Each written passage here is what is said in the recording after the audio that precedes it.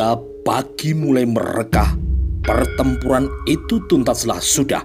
Berita hancurnya pasukan kompeni di Bekasi segera tersebar dari mulut ke mulut.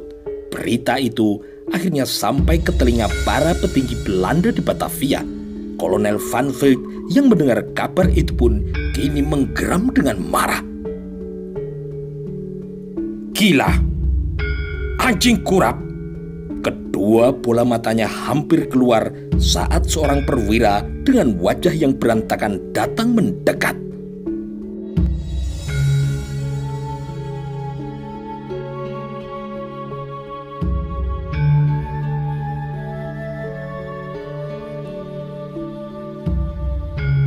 Apa kalian tidak mampu membinasakan anjing-anjing kurap itu, Jumlah mereka tidak terhitung, Kolonel. Suara perwira itu. Kalian punya otak. Gunakan otak kalian. Susun taktik perang. Masih dengan menunduk, perwira itu kini menggeleng. Sangat tidak mungkin, Kolonel. Mereka melakukan serangan mendadak di malam buta. Amarah Kolonel Van Vliet kini menggelegak. Tanpa disadari, beberapa pasang mata kini mulai memperhatikan tingkahnya yang barangkali terlihat aneh saat ia mengomel sendiri dengan suara yang tidak jelas. Perwira itu mengangkat kepalanya sedikit ketika ujung jari Kolonel Van Vliet menunjuk hidungnya. Dasar goblok! Keluar! Keluar kamu! Tanpa diperintah untuk yang kedua kalinya, perwira itu membalikkan tubuh dan berlalu. Dari belakang punggung, ia masih mendengar ketika sang kolonel mengomel sendiri. Kabar buruk itu akhirnya sampai pula ke telinga Jan Pieterszoon Koen, Gubernur Jenderal VOC di wilayah Timur Jauh. Penguasa VOC itu terperangah. Tidak sepatah kata pun yang terucap dari mulutnya. Mulut dan kerongkongannya kini serasa bagai tersumbat. Sebagaimana Kolonel Van Vliet, orang nomor 1 di Perserikatan Dagang Belanda itu sama sekali tidak menduga jika orang-orang pribumi itu mampu meluluhlantakkan serdadu kompeni. Sampai beberapa saat lamanya, Gubernur Jenderal VOC itu hanya mematung. Kedua bola matanya menatap dengan tidak berkedip. Akhirnya, ia kini telah menyadari tidak ada gunanya menyesali apa yang telah terjadi. Melalui seorang ajudan dipanggilnya para pembantunya. Dalam rapat mendadak itu, ia minta penjagaan benteng diperketat. Jumlah pengawal ditambah 3 kali lipat dengan pertahanan yang berlapis. Pasukan dari luar daerah kemudian segera ditarik ke sana. Untuk menghadapi kemungkinan merembesnya pasukan musuh di pertahanan benteng Batavia, ditambah pasukan bantuan dari Tangerang, Bandung, Padalarang, Bogor dan daerah sekitarnya, tugas kemudian segera dibagi. Benteng Batavia didirikan oleh J.P. Koen pada tahun 1618 dan diresmikan tahun 1619. Benteng ini dibangun untuk menangkis serangan orang-orang Jayakarta. Dengan kekuatan 1.000 orang, pada bulan Mei tahun 1619, J.P. Koen membumi hanguskan kota Jayakarta yang kemudian diubah namanya menjadi Batavia. Pelabuhan Batavia dijadikan pusat perdagangan Belanda dan dilengkapi benteng pertahanan. Mereka juga membangun gudang-gudang di kanan dan kiri Sungai Ciliwung. Selagi orang-orang Belanda itu disibukkan dengan tugas masing-masing, mereka sama sekali tidak menduga bahwa tukang kebun di dalam benteng itu telah pergi secara diam-diam. Dengan cepat, orang itu menyusup di antara gelapnya malam itu. Petugas Sandi Mataram yang menyamar sebagai tukang kebun di benteng itu menyadari waktunya kini terbatas. Tanpa menghiraukan segalanya, orang itu terus berlari. Ia baru berhenti kemudian setelah memasuki sebuah rumah yang berhalaman luas. Ada apa? Orang yang tinggal di dalam rumah itu langsung menyala. Dengan nafas yang masih tersengal-sengal, petugas Sandi yang menyamar menjadi tukang kebun itu berkata, 3 hari lagi. 3 hari lagi kompeni akan menarik bala bantuan dari Tangerang, Bandung, Padalarang dan Bogor. 3 hari lagi. Ya. Lalu berapa kekuatan mereka? Itu yang belum jelas. Yang aku dengar, mereka akan berkumpul di Bogor, kemudian ke Batavia. Ancer-ancernya berkisar sekitar 900 serdadu. Cepat, sampaikan pada Ki Lurah. Waktuku terbatas. Hanya itu. Ya, sementara hanya itu. Penghuni rumah itu mengangguk. Ia sadar waktunya kini terlalu sempit. Tanpa berganti pakaian, ia kemudian mengambil kuda dan melarikannya seperti dikejar setan. Beberapa saat kemudian, derap kaki kuda itu sempat mengejutkan sejumlah prajurit jaga. Sambil meraba hulu pedangnya, para petugas jaga itu mengumpat begitu melihat petugas sandi yang baru datang. Ada apa? Aku mau menghadap Ki Lurah. Ada yang sangat penting. Ya, sangat penting. Tolong. Ya, tunggu sebentar. Cepat. Berita ini lebih penting dari nyawamu. Dengan agak meradang, petugas jaga itu mengomel sendiri. Namun sebelum sempat melangkah, ia harus berpaling ketika dari pintu yang terkuak muncul kini sejumlah orang. Ternyata derap kaki kuda itu telah membangunkan Ki Lurah Wirogati yang kemudian segera bergegas keluar diikuti oleh para pembantunya. Ada apa ini ribut-ribut? Kompeni akan menarik bala bantuan dari berbagai daerah, Ki. Kau bertemu orang itu? Benar, Ki. Baik, kita harus bergerak cepat.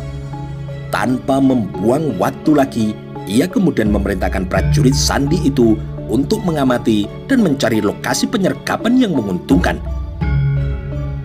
Cari tempat yang bagus. Hati-hati, bukan tidak mungkin orang-orang asing itu juga menyebar mata-matanya. Baik, Ki. Dan kau Danubrojo, sampaikan berita ini pada Ki Randuwatang. Baik, Ki Lurah. Maka seperti yang lain, prajurit sandi yang dipanggil dengan nama Danubrojo itu segera mohon diri. Siang itu juga mereka berangkat menunaikan tugas masing-masing. Dengan hanya ditemani beberapa prajurit rendahan, Danubrojo memacu kudanya untuk menghadap pada Ki Randuwatang dan melaporkannya kepada Tumenggung Uposonto. Kita harus bertindak cepat, ujar Tumenggung Uposonto setelah mendengar laporan itu. Orang-orang asing itu nampaknya juga telah siap. Mereka yang mendengar kini mengangguk. Hanya Uposonto yang kemudian mengerutkan keningnya. Dengan agak ragu-ragu, ia kemudian bertanya, apakah tidak menunggu pasukan induk? 1 atau 2 hari lagi, pasukan dari Kakang Tumenggung Mandurorejo tentu telah sampai di sini pula. Waktunya terlalu sempit tadi. Dan lagi, kekuatan pasukan bantuan itu tidak juga terlalu banyak. Kita masih sanggup untuk menghancurkannya. Jika masih harus menunggu, bisa-bisa kita terlambat. Dan kesempatan emas seperti ini pasti akan sulit untuk dicari lagi. Mereka akhirnya sepakat penyergapan akan dilakukan. Tugas kemudian dibagi. Semua orang kini menjadi sibuk. Kepada para senopati, Tumenggung Uposonto memerintahkan untuk segera menyiapkan pasukannya. Segala persiapan pun kini dilakukan. Dengan cepat, mereka kemudian membahas apa yang harus dilakukan. Selagi Tumenggung Uposonto merundingkan rencana penyergapan itu, hampir dalam waktu yang bersamaan, di pinggiran hutan yang tidak begitu lebat antara Citayam dan Depok, 2 orang berpakaian petani berjalan agak tergesa-gesa. Beberapa kali keduanya berhenti. Dengan alis yang berkerut, mereka memperhatikan jalan menikung tajam yang berkelok-kelok di tengah perbukitan yang mengelilinginya. Namun tidak lama, beberapa saat kemudian, kedua orang yang berpakaian petani itu melangkah lagi. Hampir bersamaan, keduanya mengangguk begitu melewati lereng di kaki bukit. tempat inilah yang kita cari, ujar yang berkumis lebat. Ya, aku setuju. Di samping lereng ini, berada di kaki bukit dan semak perdu, gumuk-gumuk yang melingkarinya juga sangat menguntungkan untuk menyergap orang-orang asing itu. Tetapi, apakah rencana ini akan berhasil? Temannya kini berpaling. Setelah menggaruk-garuk kepalanya yang tidak gatal, ia kemudian berkata, "Apa aku tidak yakin? Bukan begitu. Aku hanya khawatir senjata dari orang-orang asing itu mampu untuk membunuh dari jarak jauh. Apa bedanya dengan panah? Tentu saja beda. Sudah, percayakan saja kepada para senopati. Aku yakin para senopati tidak kalah cerdik dibandingkan dengan perwira-perwira yang berambut jagung itu." Ya, aku tahu. Lalu, selagi orang yang berkumis lebat itu mengangguk-angguk, kawannya telah mencaplek bahunya dan kemudian mengajaknya meninggalkan tempat itu. Tanpa membuang waktu lagi, keduanya kini kembali ke arah semula. Setelah mengambil kuda yang ditambatkan pada sebuah pohon, keduanya kemudian bergegas menuju ke arah selatan. Sementara itu, matahari baru saja merekah di langit timur. Sinarnya yang kuning kemerah-merahan masih berkawitan pada pucuk-pucuk pepohonan. Meskipun begitu, kesibukan serdadu VOC sudah terlihat utuh. Seperti rencana sebelumnya, pagi itu mereka akan meninggalkan tangsi militernya. Maka ketika sangkakala menghangatkan udara pagi, mereka kemudian bergerak dengan cepat. Ratusan prajurit bersenjata lengkap meninggalkan tangsi militer itu. Derap langkah prajurit seirama dengan berkelebatnya panji-panji, umbul-umbul, serta lambang-lambang kemegahan lainnya. Paling depan dari iring-iringan itu, seorang serdadu berpangkat kapten duduk di atas pelana kudanya. Di belakangnya menyusul kemudian para perwira. Barisan prajurit di urutan selanjutnya dikawal oleh para ketua regu. Berada di barisan paling belakang, kelompok prajurit berkuda yang dipimpin seorang letnan. Sepanjang perjalanan, rakyat berduyun-duyun ingin menyaksikan pemandangan yang sangat langka itu. Selagi warga desa terpaku menyaksikan iring-iringan serdadu itu, dua orang petani bercaping butut ikut pula berdesak-desaan.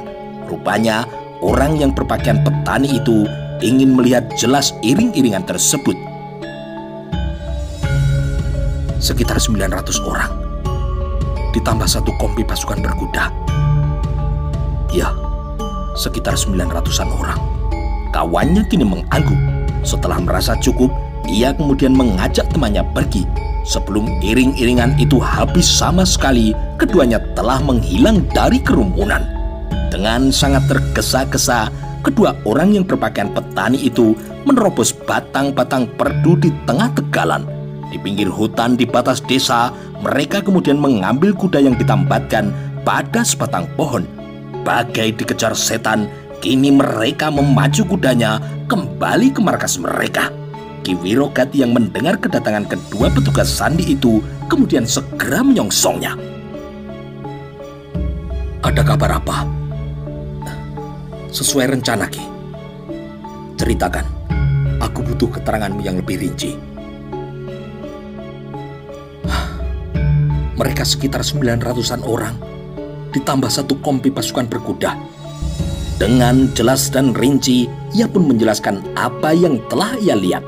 Dari keterangan yang didapat, para serdadu VOC itu nantinya akan bergabung dengan pasukan di Batavia. Dengan wajah yang berapi-api, Ki Wirogati kemudian menyala. "Kita harus bergerak dengan cepat." Beberapa orang yang ikut mendengar mengangguk. Petang itu juga, Ki Wirogati memerintahkan kelompoknya untuk bersiap. Melalui telik sandinya, ia juga memerintahkan secepatnya untuk menghubungi induk pasukan.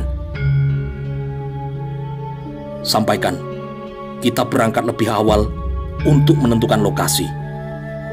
Yang lain segera bersiap. Waktu kita sempit." "Semuanya sudah siap, Ki." "Bagus. Kita akan segera berangkat. Matahari baru saja merekah di langit timur. Hutan Ciptayam masih remang-remang, embun yang menggelantung di ujung rerumputan pun juga belum hilang. Namun, segelar sepapan pasukan Mataram kini telah tiba di lokasi penyergapan. Mereka tersebar di sembarang tempat. Sebagian menyeruak di antara rimbunnya tanaman perdu, sebagian yang lain bertebaran di celah-celah bukit. Beberapa kelompok prajurit kini bergerombol pula di bawah pohon. Pada sisi yang lain, dari puncak sebuah bukit, pandangan Tumenggung Uposonto kini melayang. Mereka belum datang. Belum, Ki. Awasi terus. Jangan sampai lengah.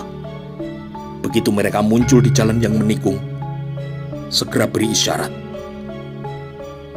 Hati-hati juga. Jangan sampai mereka melihat gerakanmu. Baik, Ki. Setelah memberikan petunjuk di sana-sini, kedua petinggi militer Mataram itu kembali pada induk pasukannya. Dengan cepat, Tumenggung Uposonto mengumpulkan para pembantunya. Bersiaplah. Sebentar lagi mereka akan datang. Tetapi jangan cemas. Kekuatan kita cukup. Dan aku yakin, sebelum petang pekerjaan ini akan telah selesai. Satu lagi yang harus kalian ingat. Tunggu apa-apa.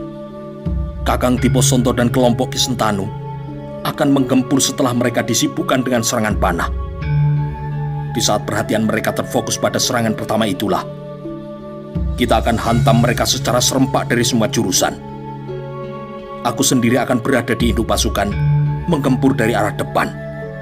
Sesaat kemudian, seluruh pasukan telah menyebar. Senopati Diposonto beserta pasukannya kini bergerak ke selatan, menyusuri tebing melingkar ke samping kanan. Sementara kelompok Ki Sentanu bergerak ke arah sebaliknya. Kelompok Randu Watang memisahkan diri dari induk pasukan menuju ke arah utara. Kelompok inilah yang akan menjepit lawan dari arah belakang. Pada bagian lain dari bukit itu, kelompok Ki Wirogati sudah siap dengan anak panahnya. Dari atas bukit yang pepat oleh pepohonan yang mirip sebuah hutan kecil, kelompok Wirogati menanti dengan harap-harap cemas. Mereka mempersiapkan diri untuk menyergap iring-iringan serdadu kompeni yang akan lewat di bawahnya. Pada sisi yang lain, Ki Wirogati juga tidak kalah rasa gelisahnya. Raut mukanya nampak lebih tegang dengan garis mulut yang lebih keras. Berulang kali ia menatap ke arah orang yang ditugaskannya di atas gumuk, seakan-akan tidak sabar lagi ia menunggu. Bahkan beberapa kali pula ia memanjat gumuk itu sekedar memastikan apakah iring-iringan kompeni itu benar-benar belum muncul. Namun orang yang berada di atas gumuk itu belum memberi tanda-tanda apapun. Dengan bersandar punggung, dijumputnya kemudian selembar daun mahoni yang tergeletak di atas rerumputan, dan kemudian daun itu digigitnya menjadi beberapa bagian. Tiba-tiba saja kini ia terperangah ketika mendengar suara burung pelatuk yang susul menyusul. Itu adalah sebuah tanda bahwa kini lawan telah mendekati sasaran. Dengan sigap, Wirogati kemudian bangkit. Orang yang berada di atas gumuk itu kemudian berlari menuruni bukit dengan cepat. Dengan nafas yang masih tersengal-sengal, orang itu kemudian melaporkan apa yang telah ia lihat. Mereka telah datang, Ki. Cepat, bergabung dengan kelompokmu. Mereka yang ada di kelompok itu kini menjadi sibuk. Dengan cepat, mereka menempati posisi mereka masing-masing. Tumenggung Uposonto yang mendengar laporan itu pun juga kemudian bersiap.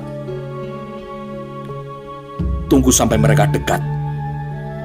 Begitu barisan terakhir muncul, serang dengan panah. Saat terkejut itulah kita akan habisi mereka. Sementara itu, bala bantuan kompeni yang tidak menduga jiwanya terancam kini masih bergerak dengan santai.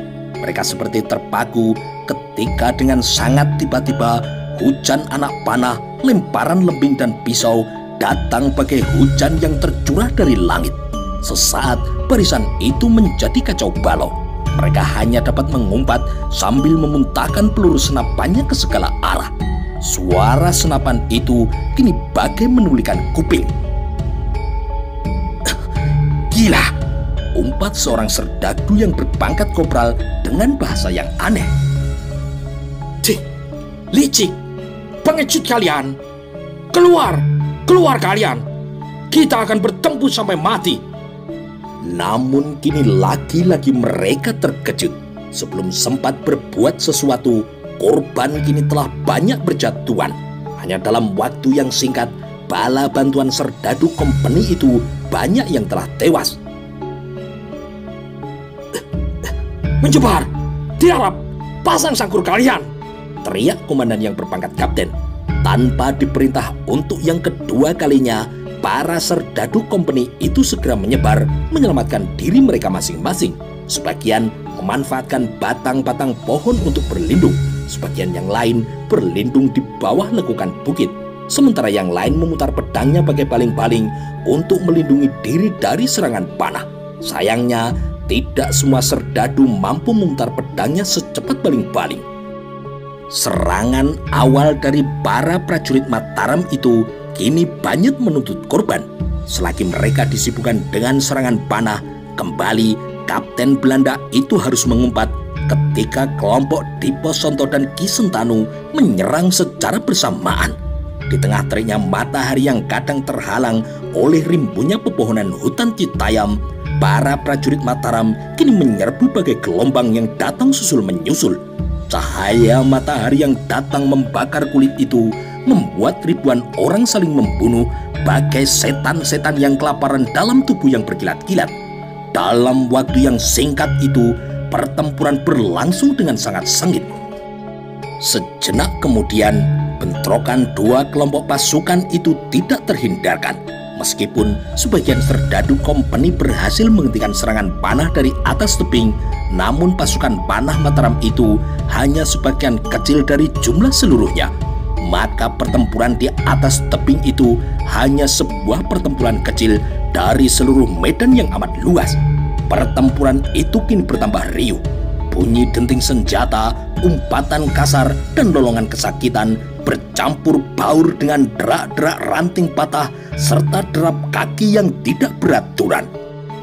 Selagi pertempuran di atas bukit itu berlangsung dengan sengit, sekelompok serdadu kompeni yang melingkar ke samping kini menjadi pontang-panting. Orang-orang Mataram yang dipimpin oleh Ki Lurah Randuwadang telah menusuk langsung serdadu kompeni yang melingkar itu. Sesaat kemudian pertempuran berlangsung dengan sangat riuh. Namun makin lama semakin nampak bahwa pertahanan kompeni itu kini telah terdesak. Sesekali serdadu-serdadu asing itu memang sempat mengejutkan lawan-lawannya.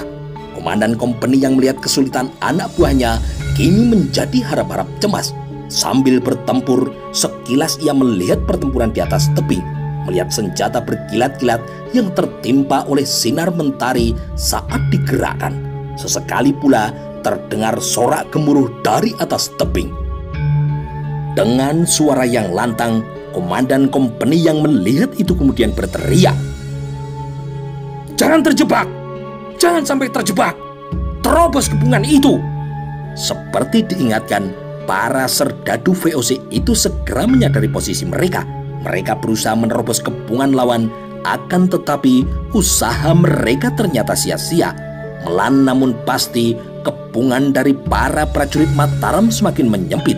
Di beberapa bagian, kepungan prajurit Mataram itu bahkan hampir menyatu dan menuntut banyak korban. Pertempuran itu benar-benar tidak seimbang. Ratusan mayat serdadu asing itu malang melintang di mana-mana. Darah muncrat kini membasahi rerumputan di sana. Senopati Dipo Sonto yang melihat kesempatan itu tidak mau membuang-buang waktunya. Dengan cepat, ia kemudian memerintahkan pasukannya untuk segera menghancurkan lawan-lawannya. "Segera selesaikan! Habisi mereka!" Kapten kompeni yang memimpin bala bantuan itu pun kini semakin panik. Hampir pada semua lini, ia melihat kedudukan pasukannya kian terjepit. Ia pun harus mengumpat ketika pedang Dipo Sonto hampir saja menyentuh keningnya. sedetik ia menjadi termangu-mangu. Pada detik berikutnya ia balas menyerang dengan cepat, memaksa Senopati Mataram itu harus berjumlatan untuk menghindar. Pertarungan kini terus berlanjut. Kapten kompeni itu terhenyak ketika dengan kecepatan yang sulit digambarkan, tendangan Senopati Diposonto telah menghantam pergelangan tangannya. Meskipun pedang itu tidak sampai terlepas dari genggamannya, namun hantaman tersebut memaksa Kapten VOC itu harus melompat menjauh. Setan alas, ke barat. Begitu mulutnya terkatup, ia kemudian meloncat untuk memburu lawannya itu. Pedangnya yang panjang dan besar itu menebas dengan derasnya. Namun justru tebasan itulah yang dikehendaki oleh Diposonto. Maka begitu pedang Kapten kompeni itu melayang di atas kepalanya, ia merunduk sambil membacokkan pedangnya menuju ke arah lambung. Kedua bola mata sang kapten kini menatap dengan nanar seperti hendak menelan Diposonto. Namun itu hanya sedetik. Detik berikutnya ia telah jatuh terjerembab dengan usus yang terburai. Hanya sekali ia kemudian mengumpat.